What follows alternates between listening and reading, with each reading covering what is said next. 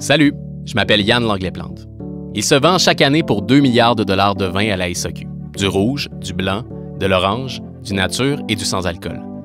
Mais le réchauffement climatique pourrait modifier la disponibilité et l'offre de produits, les choix des clients et aussi évidemment les prix. T'es un peu éco-anxieux pour ton vino? Vous écoutez Sous le bouchon, épisode 1, sur le vin et les changements climatiques.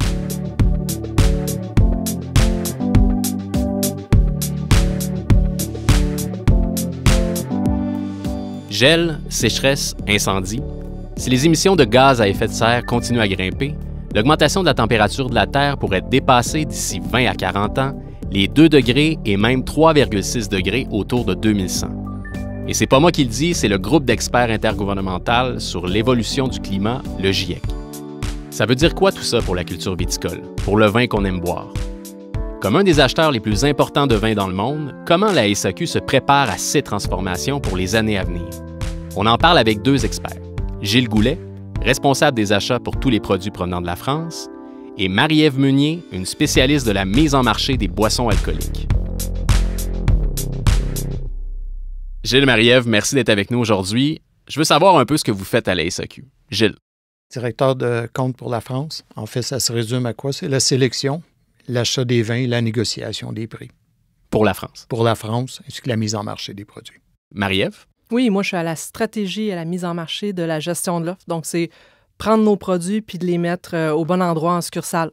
Bien, merci à vous deux d'être avec nous. Il y a quelque chose de bien simple, il y a une évidence même là, quand on regarde ce qui se passe présentement avec les changements climatiques, puis même avec le vin, en fait, c'est que le vin, à la base, c'est un produit agricole. Hein? On a un peu tendance à l'oublier quand on se présente en succursale où on achète nos bouteilles préférées. C'est quoi les principaux changements qu'on observe depuis quelques années en lien avec le réchauffement climatique sur le vin dans le monde? Je pense qu'on voit de plus en plus de problèmes de pollinisation. Depuis 100 ans, l'extinction des espèces, que ce soit animaux, plantes, insectes, c'est vraiment accéléré.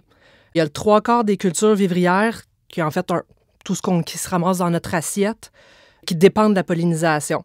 Fait que la vigne, c'est une fleur. Si elle n'est pas pollinisée, il n'y aura pas de fruits. Tu sais, Yann, je ne sais pas si tu as déjà essayé de faire pousser des tomates dans ton salon. Ça ne marche juste pas, tu sais. Ça prend un insecte qui va venir polliniser. Il y a aussi des épisodes de météo extrêmes vraiment plus fréquents. Ça passe par des chaleurs qui stoppent le travail de la vigne, des tempêtes de grêle, des gels qui brûlent les bourgeons, comme on a vu cette année en France. C'est un bouleversement complet du calendrier des saisons. On vendange plus tôt maintenant parce que août et septembre, c'est des mois qui sont vraiment plus chauds. Vite comme ça, on ne dirait pas que c'est problématique. Il faut comprendre que dans le cycle de la vigne, la maturité alcoolique, donc la charge en sucre du raisin, elle arrive en premier sur la maturité phénolique, qui est un peu quand la plante est prête. Donc, ça va donner un vin qui va être, au final, un peu déséquilibré, à moins de vouloir faire un accord avec des carrés aux dates, là. Ça fait un peu un vin qui n'a pas la maturité qui arrive en même temps. Puis avec les changements climatiques, ça nous amène à trouver cet équilibre-là ou cette maturité-là qui concorde. C'est difficile comme moment à trouver. Gilles, de ton côté, avec les transformations à venir, avec le réchauffement climatique, là, on le voit, il y a des impacts déjà du côté des producteurs. Les gens s'adaptent. Nous, de notre côté, du côté acheteur, qu'est-ce qu'on fait?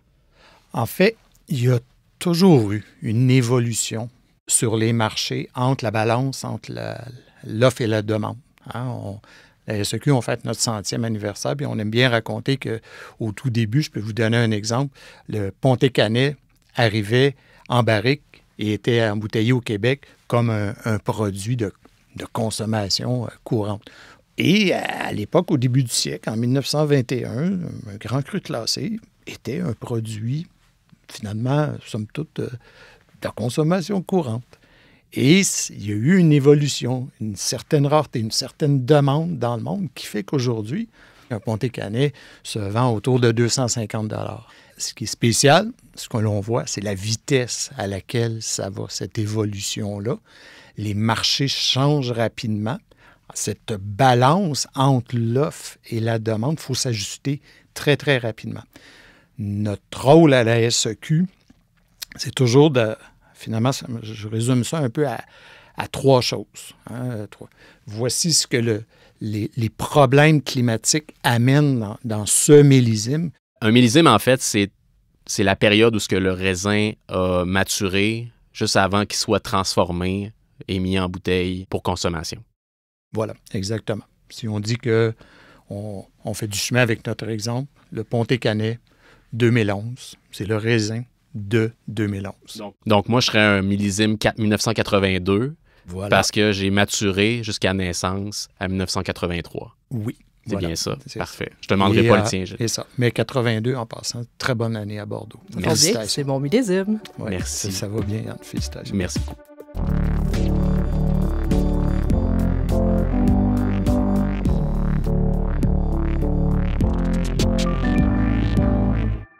Auparavant, autrefois, un mauvais millésime, un millésime qui a moins de production comme 2021 dû à des problèmes climatiques, on voyait les répercussions un an ou un an et demi après. Pourquoi? Parce qu'il y avait des réserves et ça se faisait au moment que le millésime sortait. Aujourd'hui, les marchés internationaux sont au courant que le 2021 va être catastrophique, qu'il va en manquer. Donc, on vient créer une pression sur ce qui reste des 2019 et des 2020. Donc, on pige dans les réserves. On pige dans les réserves immédiatement. Deuxième aspect à surveiller, l'état de l'offre et la demande. On peut avoir une région, un pays où est-ce qu'il y a eu des problèmes climatiques, mais on était déjà en surproduction par rapport à la demande, donc négligeable. Mais si on se retrouve avec les deux égales, ou que déjà la demande était supérieure à l'offre, alors là, il faut réagir assez vite.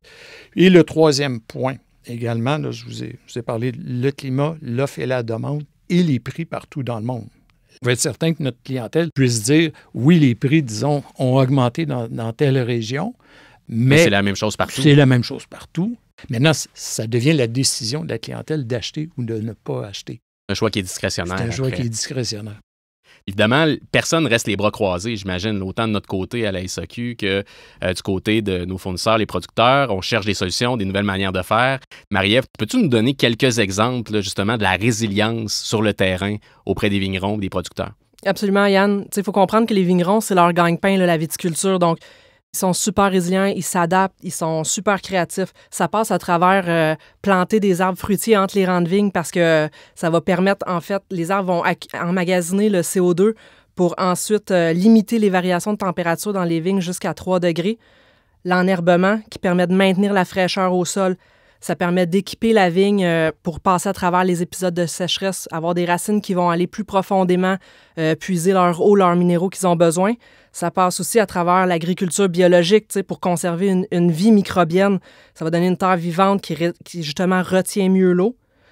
On peut regarder des options dans le Languedoc où on plante avec une orientation qui est plus vers le nord, un peu comme ce qui se fait en Espagne, en Ribera del Duero, pour limiter l'ensoleillement.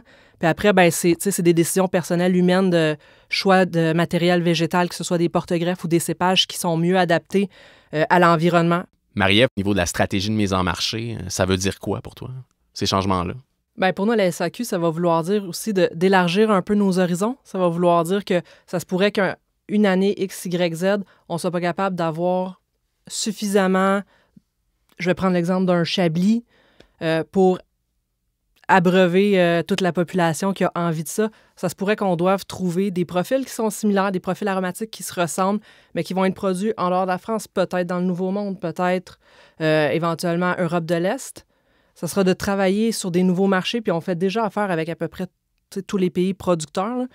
Mais ça sera vraiment de pouvoir voir qu'est-ce qui se passe ailleurs, qu'est-ce qui est en train d'émerger pour être capable d'essayer de balancer ces profils-là, puis de pouvoir suffire à la consommation puis aux demandes qu'on reçoit des clients. Ça va être des années de découverte, donc il y a un certain aspect de découverte avec ce qui s'en vient.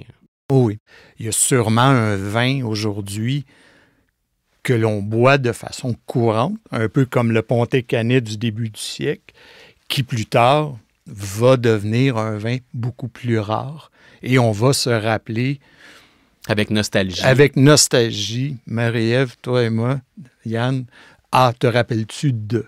Ça, on ne pourra pas l'éviter. Par contre, c'est notre rôle d'aller trouver d'autres régions, d'autres pays qui vont amener d'autres produits dans cette même gamme de prix-là. Ça peut être le défi.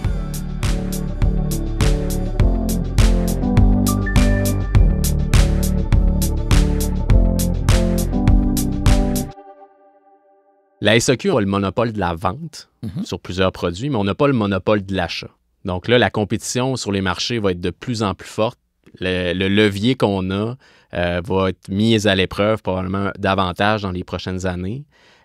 Comment on va tirer notre épingle du jeu là-dedans, là, à travers des marchés puis des joueurs qui ont peut-être les poches plus profondes que la SAQ?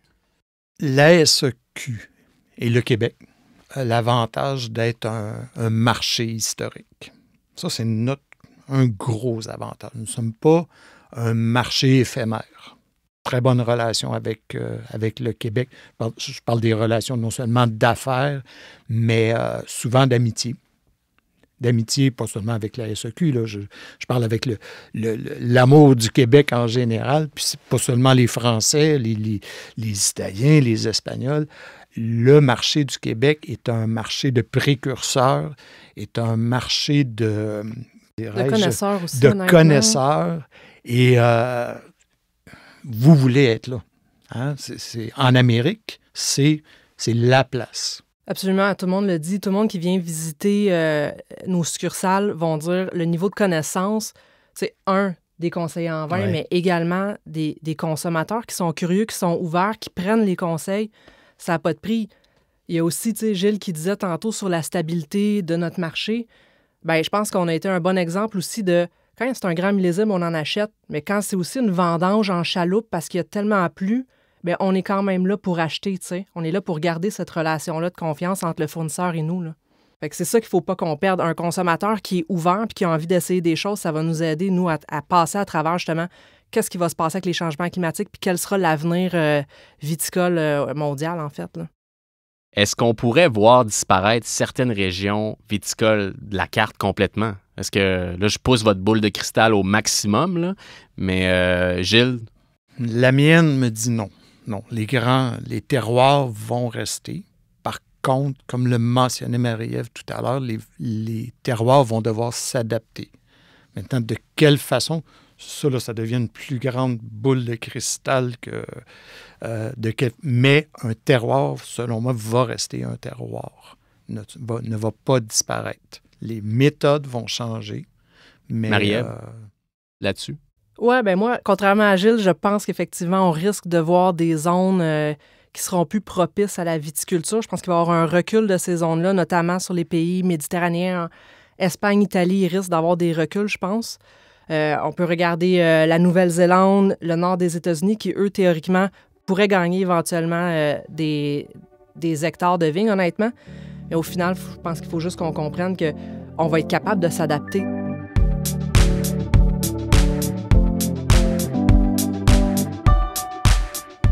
Merci Gilles, merci Marie-Ève pour vos éclairages. Ce qu'on comprend, c'est qu'il y a des changements, oui, bien sûr, mais tout le monde s'y prépare. Merci Yann. Merci, c'est un plaisir.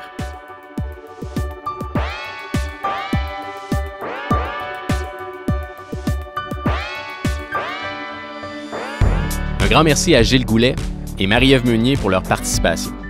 Le balado Sous le bouchon est une production de la SAQ en collaboration avec Magnéto. Idée originale, Yann Langlais-Plante et l'équipe des affaires publiques et communications de la SAQ.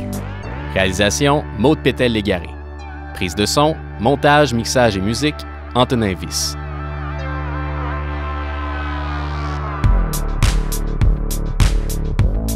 Abonnez-vous et parlez de Sous le bouchon autour de vous. Je m'appelle Yann Langlais-Plante. Merci de nous avoir écoutés.